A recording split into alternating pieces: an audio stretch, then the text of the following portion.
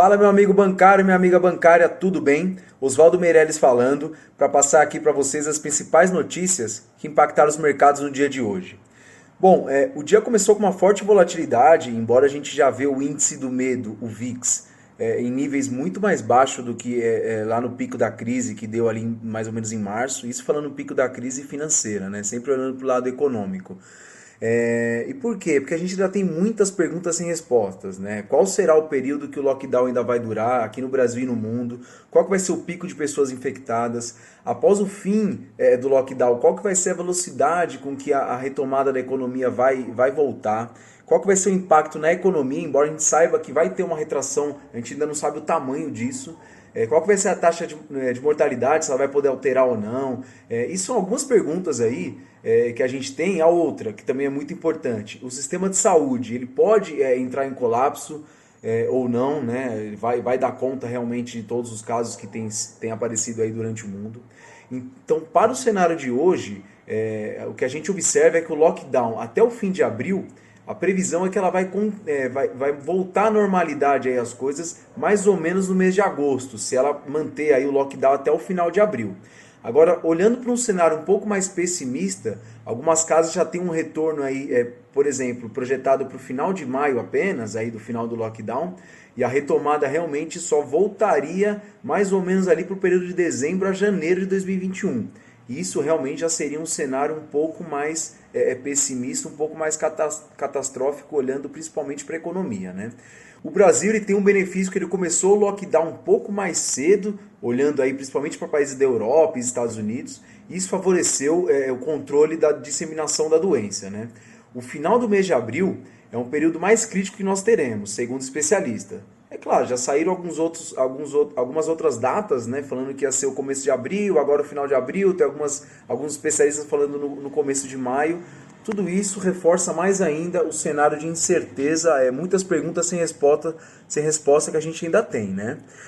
Se as medidas que foram tomadas no Brasil de quarentena, elas forem realmente bem sucedidas, como elas já vêm se mostrando aí bem forte, o cenário mais crítico talvez ele nem seja tão crítico assim, se a gente for comparar aí com movimentos que a gente viu lá na Europa e principalmente nos Estados Unidos também, que hoje já passam de 560 mil infectados por lá. Falando de política fiscal, os gastos que agora estão tendo na economia como um todo, eles tendem a ser pontuais. Tá? A dívida ela vai crescer sim nesse primeiro momento, e ela tende a retomar à normalidade assim que passar todo esse cenário de estresse. A boa notícia é que os congressistas, né, os deputados e os senadores, eles parecem estar muito cientes sobre a pontualidade desses gastos públicos, dessa elevação de gastos públicos, né? E assim, falando um pouco do petróleo, inclusive, por mais que o acordo aí com a OPEP ela tenha sido o maior da história, né, ainda restam muitas dúvidas se esse acordo ele será suficiente para conter o preço do barril do petróleo, devido à grande queda aí do consumo, principalmente olhando para a parte de aviões, né, que está tudo parado, e também menos circulação de veículos nas ruas. O mercado precifica hoje alguma coisa perto de 20 a 30% de queda no consumo, né, na procura desse tipo de ativo. Isso faz com que o preço naturalmente ele caia, mesmo reduzindo a produção. Mas isso já vai trazer um pouco mais de estabilidade. Hoje o preço do barril do petróleo ficou ali sendo cotado por volta de $32. Mesma coisa aí desde o final da semana passada, não teve grandes oscilações.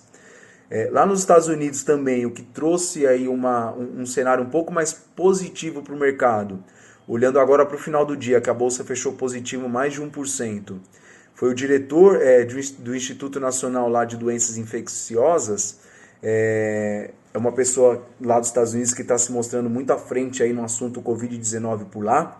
Ele afirmou que a reabertura de parte do país ela pode sim se iniciar em maio. Outra notícia importante também foi o governador dos Estados Unidos, a cidade que foi mais impactada aí com o Covid até agora. Ele informou que a situação ela está entrando em níveis de controle, né? Está entrando em níveis controlados e que o pior parece já ter passado. Bom, a gente segue acompanhando aqui as atualizações da história do Covid-19 e qualquer nova notícia a gente vai passar por aqui no Informa Bancário. Atualmente, os Estados Unidos estão em fase de desenvolvimento de mais de 70 vacinas.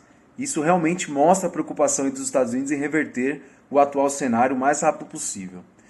Aproveitando, até para finalizar o nosso vídeo, eu gostaria de responder algumas perguntas que venho recebendo sobre o EAD, né, o curso à distância, o curso digital da Você Bancário, principalmente de CPA 20 e CEA. Pessoal, o curso já está na fase final de gravação e edição, e pelo que parece vai para o ar aí no final desse mês ainda, no final desse mês de abril. Não deixe de seguir nossas atualizações e as informações que nós soltamos aqui no Instagram e também no LinkedIn. Eu fico por aqui, um abraço e vamos se manter seguros.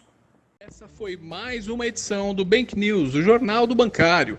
Se esse vídeo e os nossos conteúdos estão fazendo sentido para você e te ajudando, compartilhe com o pessoal da sua agência, ajude a gente a atingir mais pessoas para que consigamos construir um mercado melhor. Nos comentários, seja no Spotify, Google Cast ou no YouTube, vocês vão ver as nossas redes sociais. Sigam a Você Bancário, mandem suas perguntas e em breve vocês verão a revolução que faremos na sua carreira. Um grande abraço e uma excelente semana de negócios.